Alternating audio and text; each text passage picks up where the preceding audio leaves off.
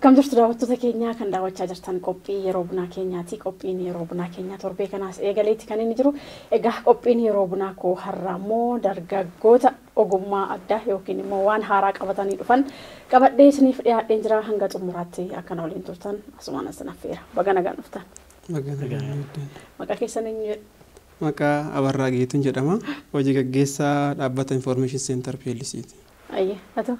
Elias Ababaan jedhama. Hundeessaa fi itti aanaa dhaabbatichaati. Mee dhaabbanni keessan maal irratti xiyyeeffata? Dhaabbanni keenya dhaabbanni Information Center PLC jedhamu kuni rakkoolee odeeffannoo dhabuudhaan hawaasa keenya mudachaa jiran odeeffannoo gama salphaa ta'een hawaasni argatee tajaajila kennuus ta'e argachuu barbaadu tokko gama salphaatiin karaa dhaabbata keenya akka argatu gochuudha. Dhaabbatichis Information Center PLC jedhama. Dhaabbaticha keessatti karaa short code yookaan bilbila gabaabaatiin kan namoonni nu argachuu danda'anii 9175 irratti bilbilanii odeeffannoo argachuu akka isaan danda'anidha jechuudha. Mee odeeffannoo maal kennitu? Odeeffannoo nuti kenninu jalqaba irratti mi'a nama jalaa yoo bade, dookumentiin garaagaraa yoo bade, liibree yoo bade, paaspoortii yoo bade, warreen bilbila faayiloota bilbila irraa argachuu hin dandeenye badanii namoonni arganii karaa itti namaa deebisuu dhaban. Yoo dhaban nutti yoo bilbilanii namni mi'a arges namni mi'a gates yoo nu biratti bilbilee haala salphaan wal argachuu danda'an tajaajila kana kennina. Lammataa irratti namoonni baadiyyaadhaa magaala Finfinnee haa ta'u, magaala guddaa haa ta'u, barumsaaf haa ta'u, hojiif haa ta'u, tiraanspoortii baasanii, geejjiba baasanii, yeroo qisaasessanii, mana firaa hoteelatti, mana addaatti baasii adda addaa baasanii tajaajila argatan yookaan hojii yookaan mana kireeffachuuf deemu. Hojjetaas haa ta'u, barataas haa ta'u, hojii nama barbaadus haa ta'u. Nu biratti garuu namni magaala tokko, magaala xiqqaa taa'ee Finfinnee hojii barbaada dhufa yoo ta'e nuti nama hojii kennu, hojii fakkeenyaaf hojjetaa hoteelaa ta'uu danda'a, kaaffee ta'uu danda'a, hojjettuu manaa ta'uu danda'a, waardiyaa kanneen akka mana dhuunfaa maal ta'uu danda'a. Hojii garaagaraa dhaabbattoota baay'ee faana dubbisnee isaan kaan lama wal quunnamsiisna. Achi taa'anii nu bilbilanii nutti himanii ulaagaa isaanii, muuxannoo isaanii waan danda'anii hojjetan fedhii isaanii erga qabanneen booddee asii immoo namni hojjetaa barbaadu sun maal akka barbaadu, hojjetaa akkamii akka barbaadu erga qabannee booda isaan kaan lamaan waliif finnaa jechuudha. Kanaaf geejjiba gatii geejjibaa yeroo karaa irratti qisaasa'amu namni karaa irratti rakkatu hambisnee jarreen kaan lamaan walitti finnaa. Hojii lama irratti hundooftanii jirtu jechuudha. Eeyyeen hojii lama qofa miti garuu ammaaf wanti nuti gadi baasee jiru. Meeshaalee badee barbaaddanii deebisuu yookaan immoo namni karaa keessan dhufee deebisuu fi hojjettoota garaagaraa fi daldala wantoota adda addaa irratti xiyyeeffatanii isas walitti fiduuf ni sirriidha. Eeyyeen kun lamaan ijoodha warri nama sirriitti oofnee hojjechaa jirrudha. Duubarra warri baay'een jiru isaan ijaa gadi hin baaneef suuta ijaatti dabalaa jirruuf malee ammaaf isaan kana qabanneerra. Mana kiraa sadaffaa mana kiraa daballeerra garuu isaan kan lamaan erga cimsineetti deemnee booda sana suuta hawaasa keenya barsiisaa erga dhufnee booddee magaalota kamirrattu amma Finfinnee irratti sirriitti hojjenneerra magaalota kamirrattu hojjechuu eegalla. Mee namni yeroo baay'ee meeshaalee kan bade miti ofiiyyuu barbaadee tata. Amma yeroo kana keessattiyyuu elektirooniksiidhaan wal qabatan kanarratti namni ofiiyyuu barbaadee tata. Wanti kun yeroo badu hin deebi'attanii yaaddu? Mi'oota badan sana namoonni nama jalaayyuu fudhatu akkamittiin deebistu waan jedhu sanarratti namni tokko fakkeenyaaf konkolaataadhaan osoo deemu miini isaa konkolaataa san keessatti hattuun jalaa fudhachuu danda'a. Namichi sun erga bu'ee booda konkolaataadhaan osoo iddoo kanatti deemaa jiru fakkeenyaaf Amboo irraa gara Finfinnee osoo deemaa jiru hoolotaattiin bu'ee makiinaa keessatti mi'a gateen bu'ee namoonni jalaa fudhate yoo nuun jedhe tiraafikii fuuldura isaa jiru sana bilbilee istaatiksii tiraafikoota biyya kana keessa hojjetanii kolleekti goona tiraanspoortirra erga kolleekti goone booda daddafnee qaama sanatti bilbilee fi konkolaataa akkanaa deemaa jiru sana nu to'adhaa jennaan sana booda maamila sana wajjin wal quunnamsiisnee miini nama bade sana gama salphaatiin akka deebi'u goonaa jechuudha. Baay'ee gara keettan deebi'a. Eenyutuun yaada kana fide? Maalirraa kaastaniitu yaada kana hundeessuutti dhuftan? Yaada kana hundeessuufi calqabaa isatu nama biyya alaa deemutu paaspoortii tikeetii xiyyaaraa maal gatee bu'a. Maal taatee boosii jennaan paaspoortii jalaa badee tikeetii xiyyaaraa jalaa badee jedhee dhagahee aare baay'ee akkasina mudatee kanaaf maal goonaa wanti kun akkatti furmaata argatu hin qabuyyuu namni akkamitti karaa isaarraa akkasitti hafa akkamitti furmaatan argatu wanti kun maal goonaa jedhe jennaan itti yaadna kaa'ee dhiiseen ani sana booda paaspoortiin qabade. Anamti gayu. paaspoortiin koo bade bilbilee fi neessa jirtaa maalinnaan kiyyaa paaspoortiin badee adan namaa boonsaa amma waan solution irratti haasofnu akkamiin paaspoortii koo argadhaa jennaan ani waa yaade erga gaaf sana hirriban arganne ani waa takka yaade yaadicha fudhattee fudhattaa fudhachuu baatte immoo yaada keenatti himtamee kottu mari'anna naan jedhee isa waliin haasa'uu bitteenya. Akkamitti namoonni namichi waan bilbila hin qabne kana paaspoortii kana gatee eessatti himata na jalaa bade jedhee waajjira poolisii too himate waajjira poolisii paaspoortii baheen barbaadu miira yoo namni geessiti tasa malee bade jedhee xalayaa barreessamee paaspoortii akka haaraa baafattu hambade siin barbaadu waajjira poolisii. Kanaaf akkamiin arguu dandeenya furmaata kana akkamitti kenninaa jennaan yeroo bal'aa nurratti fudhatee haasofnee seentarii tokko odeeffannoo madda odeeffannoo tokko hundeessinee inni jalaa bades inni argis bakka itti bilbilee otoo gatiin baasiin otoo karaan deemiin akkaataa itti argamuu danda'u yoo uumne hankeenya kanaafis furmaata kennine hanawaasaa keenyas furmaata kenninaa jennee yaadne. Lachuu erga takkaa fudhatte. Lachuu erga takkaa fudhanne nu lachuu achumaan itti amannee hojiitti galle jechuudha. Ayyee mee ogummaa hojii isin barattanii walitti isin dhufe moo akkamitti wal bartan akkamitti waliin hojii kana eegaltan? Ani achuma magaalaa Mugarre baankii daldalaa hojjedha. Inni immoo achuma magaalaa Mugarre humna ibsaa hojjeta. Wal beekna. Sana booda biizinasii keessattis wantoota garaagaraa carraaqqiiwwan garaagaraa taasisaa yeroo turretti haalota garaagaraa irratti wal beekna. Garuu walitti dhiheenyaan hojii kanarratti baay'ee bakka jabaannee hojjechuu qabna waan jedhu irratti walitti dhiyeenyaan hojii eegalle malee magaaluma tokko keessa jirra waggoota hedduu achuma waliin jiraanne isa waliin. Magaalaa Mugar ta'a. Magaalaa Finfinneetti immoo oofisii yookaan biiroo bantanii hojjechaa hin cimu? Inni ulfaatu. Inuma yeroo baay'ee kan gorfamu abbaan qabeenyaa tokko qabeenya isaa maneeji gochuu hin qabudha seerri biizinasii.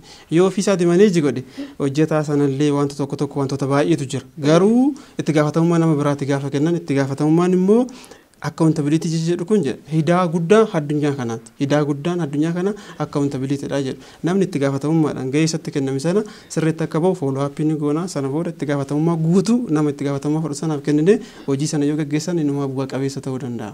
Mee fiidbaakiin uummataa maal fakkaata? Yeroo uummatatti himtan yookaan amma piroomooshinii garaagaraa hojjechaa jirtu waan ta'eef namoonni muraasni baraniiru. Mee yaadi namaa maal fakkaata? Yaadi hawaasni kennu rakkoo nama hundaati. Yeroo ammaa teknooloojiin amma jiru waa hunda salphisuutti deemaa jira. Salphisuu jechaan namni mana isaa taa'ee kallattii itti tajaajila argatu.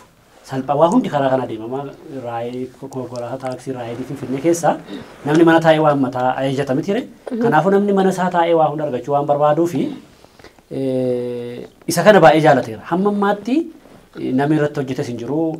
Namni mi'a badee barbaadee namaa deebisu yoo akka ta'etti argate irraan kan hafe ulfaataadha. Kanaaf namni mana isaa taa'ee hojii barbaadu, namni mana isaa taa'ee mana kiraa barbaadu, namni mana isaa taa'ee faayila jalaa badee himatee argachuu nama bakka buufatee mi'a isaa barbaaduuf arguuf ka argachuu isaa baay'ee itti toleera. Amma ammaatti fiigi nama godha haamileen hawaasarraa moo dhufu.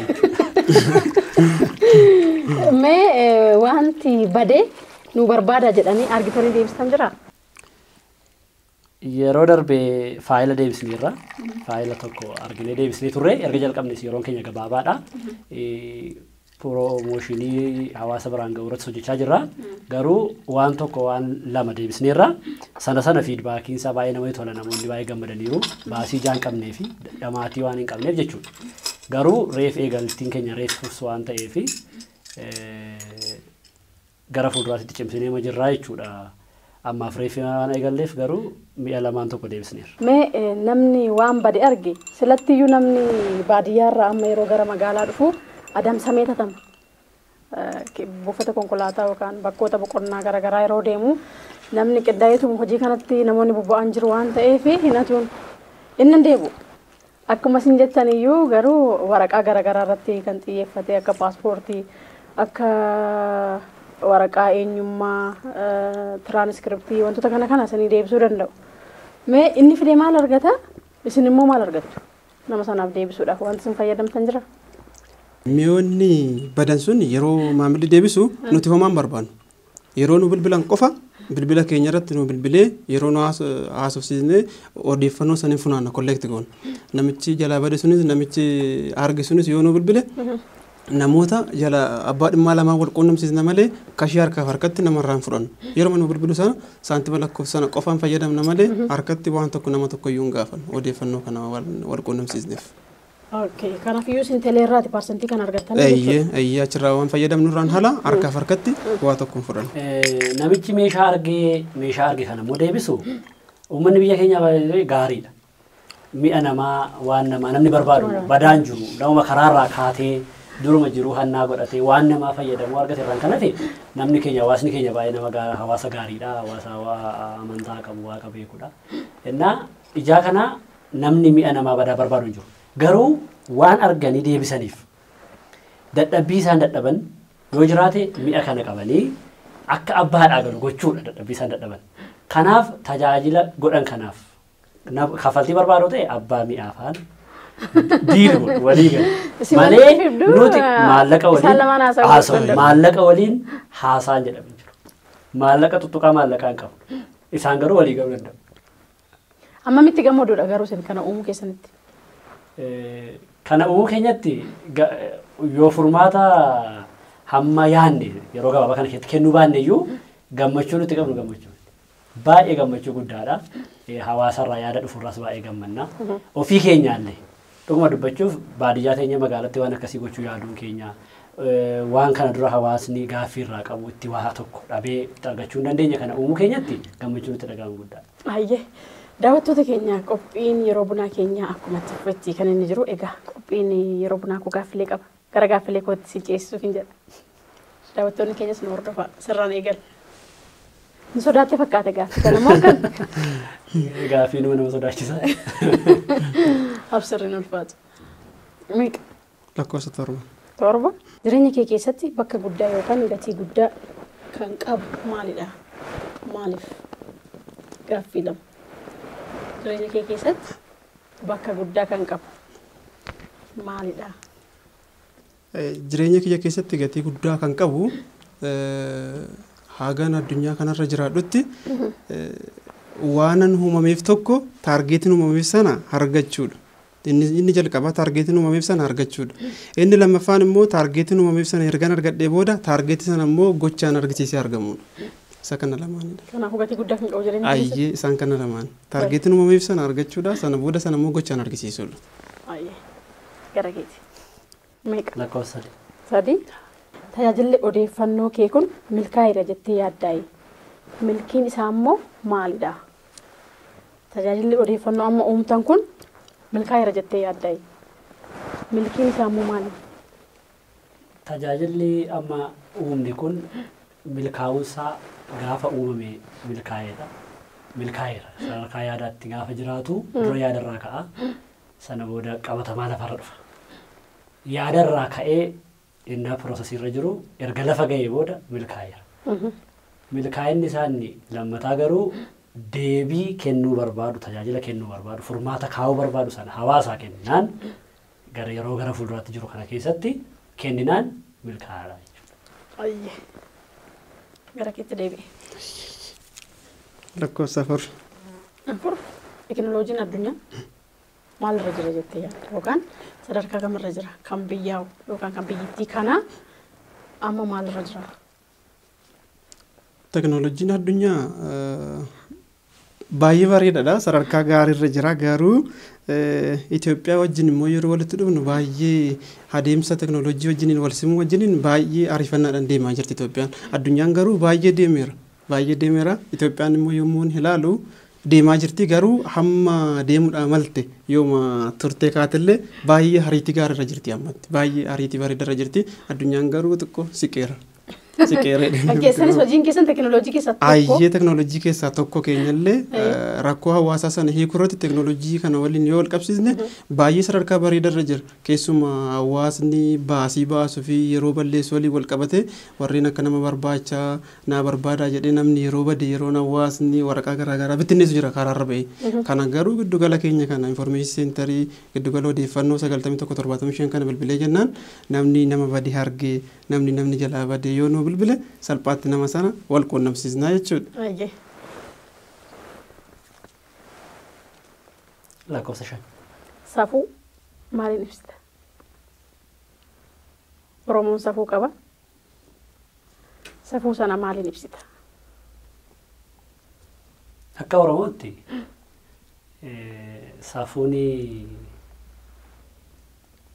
akka eenyummaati. Akka eenyummaa jechuun kabaja namummaa namni ofiif kabaja inni kennu safuudhaan ibsama. Kabaja inni ofii kennu, namaa kennu, loonii kennu, hangafaa kennu, haadhaa kennu, abbaadhaa kennu, aadaadhaa kennu. Kun hundi safuudhaan ibsama. Safuu jechaan waan hawaasni tokko ittiin jiraatu sanaaf kabajati kennitu fi of eeggannoo ati gootudha. Of eeggannoo ati gootu sun safuu jedhama jechuudha. Ayyee. Jabajab.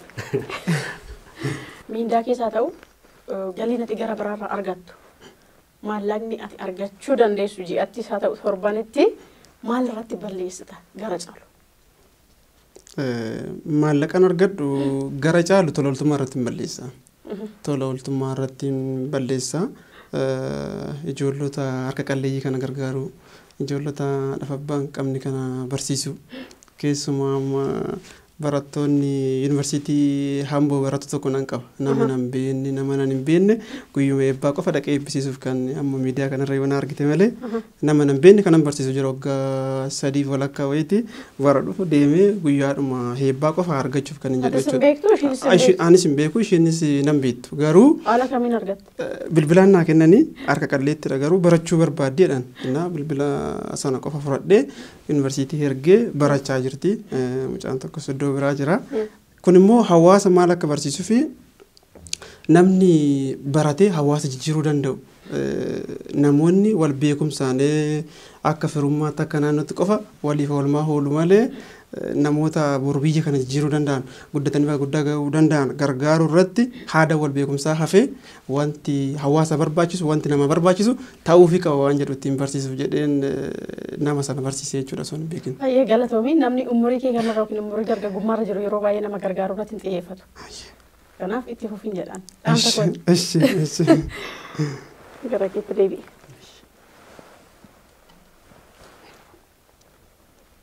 Tokko lakkoofsa tokko. Mataan miila olga dhabbatu. Sagalee innaan ta'uu dide. Torba innaan ta'uu dide. Lakkoofsa tokko. Lakkoofsa tokko. Namummaadhuma nama maaliin ibsita? Namni kun nama jettee itti amanuuf maaliin ibsita? Namni yeroo baay'ee namatti ho'aare inni immoo nama miti yookaan isheen immoo nama miti jedhee nama sanatti aara. Hirrina namummaa qabaa jedhee yaada mitire. Kanaaf namummaa maaliin ibsita? Ilaalcha isaatiin ibsa. Namummaa ilaalchaan ibsa. Namummaa jechuun namni lafarra jiraatu hundi nama jedhama. Namummaan garuu ilaalcha nama sanaa. Keessa nama sanaadha. Keessa nama sanaa jechaan ilaalcha inni qabu maali?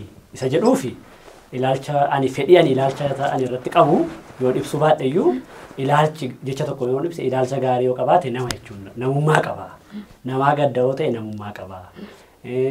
Seenaa darbe ni yaadata. Seenaa darbe ni kaasa ni dubbata yoo ta'e namummaa qaba. Akka sila jenne maatiin kabajaa warran kabajaa hangafan kabajaa namummaa qaba. Gara sanatti harkisnaa jechuudha. Ayyee.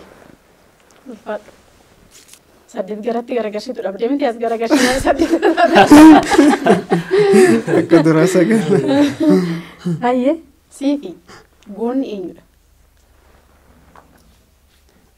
Anaaf goonni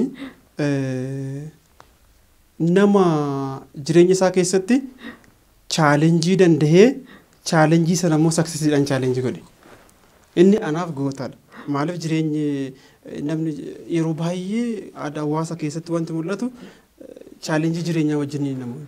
Gootummaan namootaa kallattii garaagaraan ibsamuu danda'a. Garuu anaaf akka dhuunfaa kiyyaatti jireenya isaa keessatti namni waan milkaa'uu barbaade tokko chaalenjii jireenyaa sana damdamatee galma isaa yoo ga'e inni anaaf goota. Ayyee. Haala maal keessa odoo jirtu tajaajila odeeffannoo hawaasni akka ittiin wal qunnamu uumtan kana yaadi kursii dhufe. Dhugaa dubbachuu fi akka yeroo jalqabamu yaada isaa inni haala argee dhufu ani immoo waan qabu gatee gara sanatti yaada isaa taa deebi'u malee haalli nuti keessa jiru yeroo kana hojjennu baadiyyaa magaalaa xiqqaa beekamaadha. Wanti baay'een guutuu miti. geejibaa haalli geejibaa rakkoo ta'uu danda'a. Wanti baay'een kana chaalenjiin nama mudatan. Garuu an ofii kiyyaa chaalenjiin jireenyaa baay'eedha. Tokko lama inni lakkaa'uu baanne iyyuu jireenya keessatti chaalenjiin jiru kana gochuuf maallaqni nama rakkisuu danda'a. Gatiin geejibaa qacaramee namni hojjetu rakkachuu danda'a. So ofirraa hir'isanii qoonqoo ofirraa hir'isanii maatii ofirraa hir'isanii waan har'a namatti bareedu gochuu danda'an isa ofirraa hir'isanii bor tajaajila hawaasaa kennuudhaaf gochuu deemuudhaan goone malee haalli keessa turame badaasa kana godhamu nama kakaasu. Garuu furmaata kennuu qabna jennee waan yaanneef ofirraa hir'isnee gara tajaajila kana kennuutti dhufne. Ayyee. Gaaffilee keenya xumurreetu jira.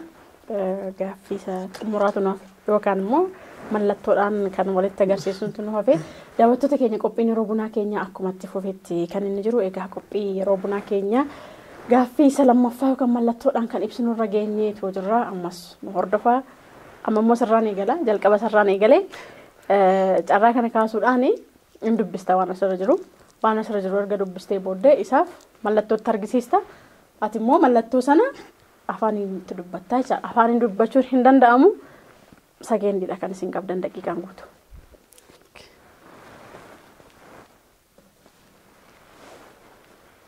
Seeraan ibsuu fi qabda.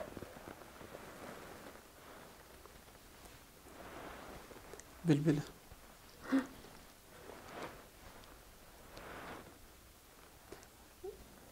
Meseejii barreessuudha. Siifan bilbila. Sa'aatii meeqa?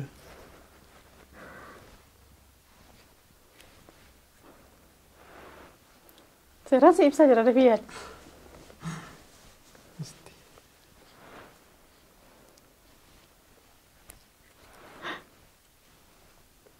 Naa bilbili booda wal agarraa. Bilbila dhiisiiti mallattoonni sitti argisiisu qabachaa deema. Akkas guutuu si ta'utti.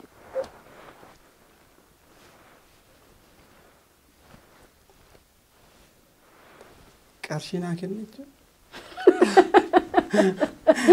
Dhaabuuf deemta. Dafi carraa tokko kenni.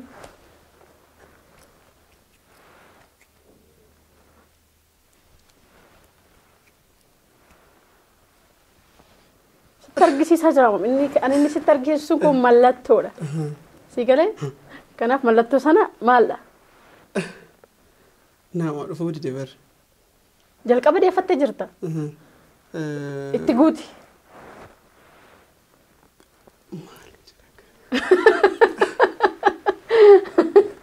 Sa'aatii mana irratti naa bilbilii waan jedhu sana.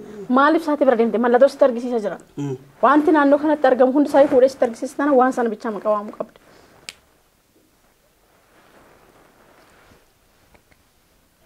Dhabdeetta baqa.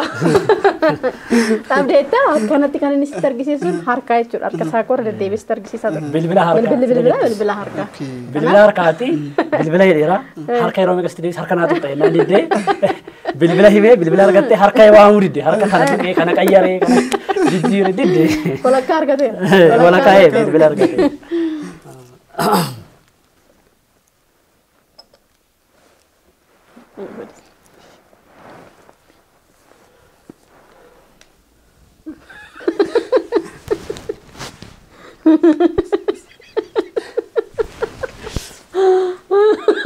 Bunero. Seera yaali. Seera yaali. Ati maal saarta? Ibsi seeraan akkuma ammaatti itti dhufiiti. Ati yaali.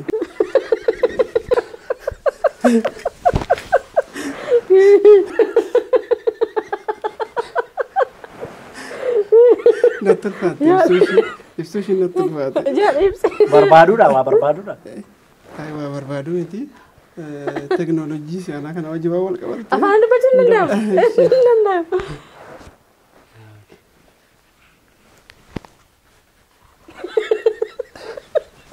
Roobootiidha. Roobootiidha argate.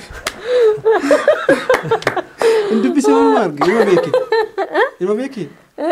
Yaan dubbisaree waraqaan si bira jira. Waraqaan si bira jira. Ani yaan dubbisaree atarka kee kana goonaan hin shakki. Ati ibsuuf ikkoo baay'ee yaaltee. Kanaaf si argate. Tooree kana cabsitee. Malee ati sinis kanan argine argate. Dubbisee harka kee irra jira miti waraqatu. midhaan suruu irratti naquudha irratti midhaan naqu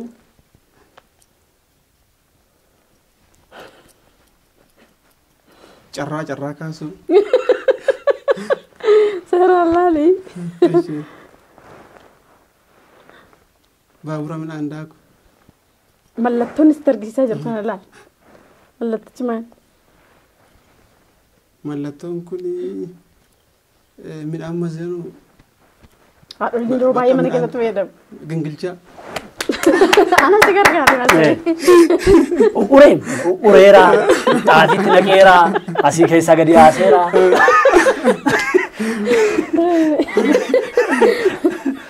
baay'ee dhamaate maal baay'ee dhamee roobootii kan ibsite kana ibsuun sitti hin cimu kun mana ittiin cimaa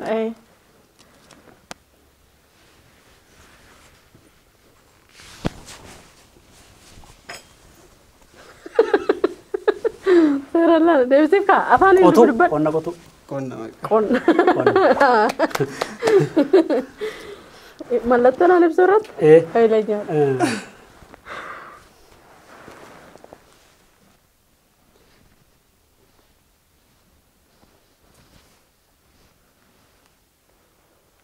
qarshii walirraa fudhachuu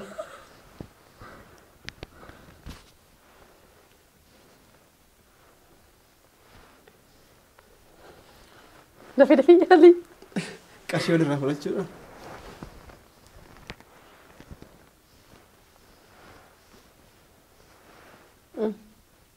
yaali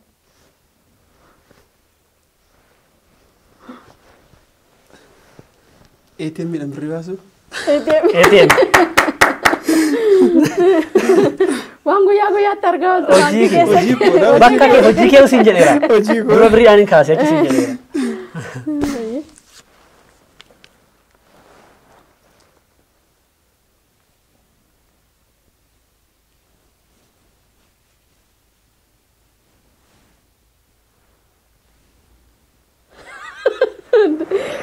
mallatteessoo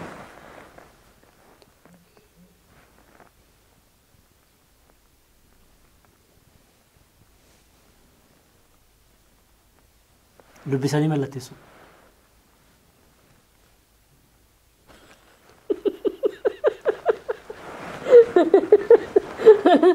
barreessaa jiru sitti argisiisa jiran maal ofii barreeffachaa anaa barreessaa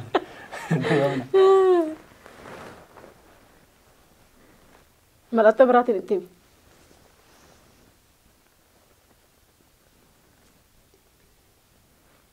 approve mirkaneessuu mallatteessuu mallattoo qabuuf deemta akkuma isa dafii yaala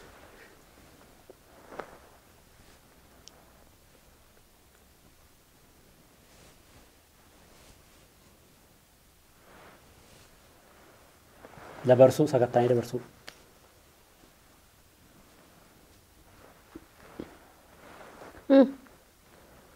marganne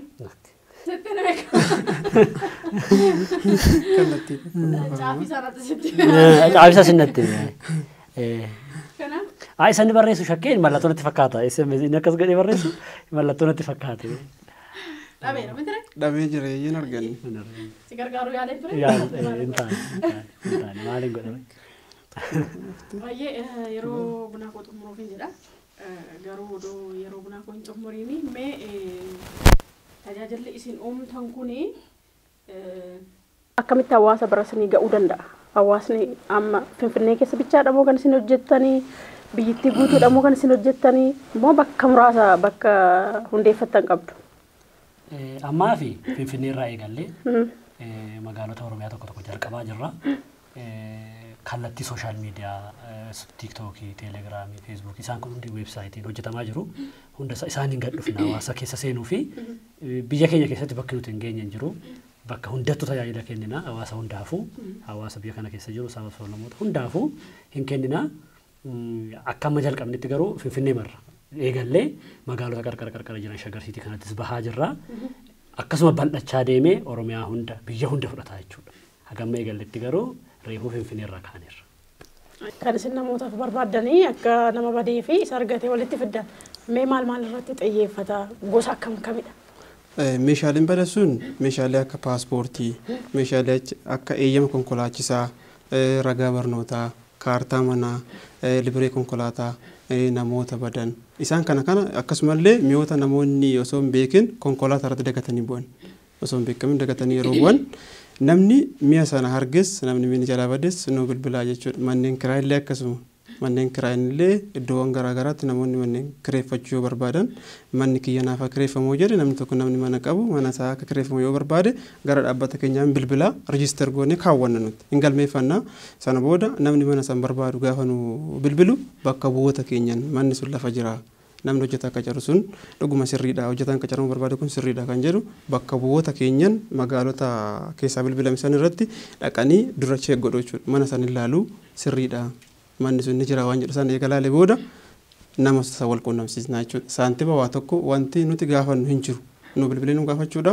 Ragaa sana fudhannee ragaa sana immoo deebisnee maamila barbaadu kennuu qofaadha jechuudha. Kanaafuu tajaajila hedduu irratti xiyyeeffatan. Ayyee tajaajila hedduu irratti xiyyeeffanna. Isa kana muraasa kaasne amma gabaa keessa seenu muraasa kaasne malee tajaajila baay'ee bal'aadha. Keessumaa fageenya irratti namoonni yeroo mi'a gatan namni tokko amma asii osoo Jimmaa dhufee Finfinnee kanatti mi'a gatee galee nu bilbilee wal quunnamsiisuu dandeenya. Karaan poostaa jira. Wantoota garaagaraa sana fayyadamne Jimmaatii dhufee mi'a fudhachuu hin qabu. Namni argisuun namni jalaa bade sun gaafa nu bilbile poostaadhaan walii deebisuu hin danda'u jechuudha. Karaa salphaa ta'e nuti wal quunnamsiisne bifa telegiraamitiinis miini koo dhuguma argameera.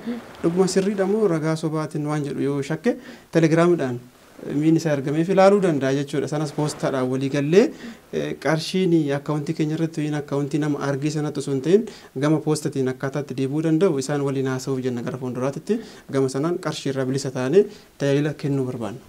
Ayyee mee maaltu isin mudate? Mudannoo qabdu? Ani geejjiba dhabeenii karaa bulee yeroo kanaaf hojjennu inni garuu hattuutu uguree buufata konkolaataatti.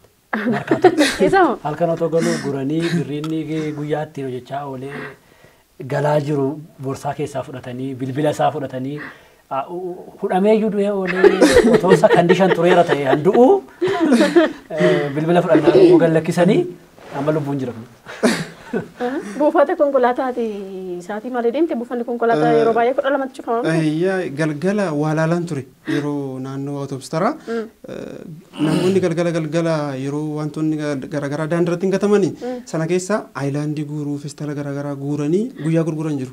Itti siqeetti na haasofsiise maal gootaan jedheen anis nama hojii hojjechuuf eenyu jedhu innis hojjechaa jira maal goota jennaan kana halkan guureen guyyaa gurguraa naan jedhe birri meeqa kiiloon jennaan birri 15 gurguradhaadha yoon hattuun duwwar dhufe morma koo akkasiin naqabee inni tokko morma naqabee inni kaan kiisii keessaatii waan garaagaraa fudhatee sekeendii muraasa sun ture nan du'a dhuguma dubbachuuf sekeendii muraasa akkamiin koo osoo hin taane akka nagaan lakkisuuf hin ariifataa ture yeroo sana jechuudha. Waan barbaada fudhatanii namni nagaan lakkisan. Namni akkasii birmaatu waan yaalti hin qabdu. Sochii dubbii wanti jedhamu dubbachuu hin danda'u hafuura baafachuu hin danda'u asii ol samii bichaan ilaalaa ture. Baay'ee ulfaataa ture. Humnaan si qabee jira. Humnaan inni tokko as keessa nagalchi as kana isaatiin morma koo naqabee isaan kaan immoo kiisii keessaa fudhatanii mattaawaqa najii waraqaa eenyummaa kan waajjira kootii fudhatanii ishiin deebisaa naan didanii nan deebi'ee galee jechuudha. Ayyee mee lakkoofsi bilbilaa keessaa meeqa? 9175 dijiitii 4dha gabaabaadha 9175 irratti bilbiluu qofaan kan tajaajilli kennamu 9175 qarshiin hin jiru namni qarshii gaafatu hin jiru namni qarshii gaafannaan nu miti jechuudha namni qarshii sababa kana jennaan keenya miti keenya bilbiluu qofaan tajaajila argatanii kan isaan gatii isaan kaffalan kan teeleen irraa kutatu qofaadha yeroo bilbilan sanatti dhaamsa dhumarratti qabdan jira? Dhaamsi nuti qabnu hawaasni Oromoo yeroo haasaa kana taasisnu dhagahee hundumtuu gama sooshaal miidiyaatiin tiiktookidhaan feesbuukidhaan telegiraamii isaaniitiin wantoota garaagaraatiin sheer nu gochuudhaan hawaasa hin dhagahin biraan nuuf gahaa nu bira dhaabadhaa nu gargaara jennaa ispoonsaras yoo arganne hin jibbinu namoota nu waliin hojjetanis yoo jiraatan koottaa isin simannaa waliin hojjennaa rakkoo hawaasummaa kana ni dhabamsiisnaa jenna. Hojjetaa meeqa qabdu? Carraa nama meeqa hojii bantanii ta'amma? Amma hojjetaa biiroo kool seentarii keenyarra hojjetaan jiru afaan lamaan nama lama jira. Kaan immoo akka hundeessitotaatti immoo duuba dhaabannee hojiin isaa bal'aa waan ta'eef karaa kaanis kanatti qabsisuu fi nama afurtu jira waliigala nama jaha. Hojjetaa jaha qabna ammatti hojjetaa jahaan hojjetaa jirra jechuudha. Akka waliigalaatti wantoonni amma kaan baay'isaa kaasnirra garuu hawaasni iddoo jirutti tajaajila kana rakkoo odeeffannoodhaan isaan mudatu kamiyyuu gara fuulduraatti wantoota akka bittaa gurgurtaa hedduu isaanii qabannee gabaa keessa seenna iddoo jirutti tajaajila barbaadu yeroo isaa qusatee qarshii isaa qusatee waan barbaadu san sa'aatii barbaaduu fi yeroo barbaadutti ni dhiyeessinaa fi tumsi hawaasaa immoo nuuf barbaachisaadha. Fageenya irraatii namoonni yeroo baay'ee Transporti baasanii gara Finfinnee dhufanii taa'anii hojii barbaadan jira yeroo isaanii qarshii isaanii yeroo balleessan wantoota garaagaraa yeroo ta'u waan jiruuf sana ni dhabamsiisna odeeffannoo guutuu ta'e isinii kennina gara dhaabbata keenyaa nuu bilbilaa heloo nuun jedha deebii guutuu isinii kennina isin tajaajilaa jennaan. Daawwattoota keenya qophii yeroo bunaa kosmarratti xumuruuf hin jedha dargaggeeyyiin kun egaa 91-75 irratti bilbiluudhaan namoonni meeshaaleen garaagaraa sinjalaa bade yookaan immoo meeshaalee bade namoonni argitan 91-75 irratti bilbiluudhaan isaan qunnamtanii meeshaalee bades meeshaalee argamis abbaan gates abbaan arges waliif deebisuu hin dandeessu asumarratti xumura qopheessuudhaan gara xumuraatti kan biraan ga'anii meetii uffaatii ogeessi kaameraa keenya Yusuf Farqisaatii torban gaarii.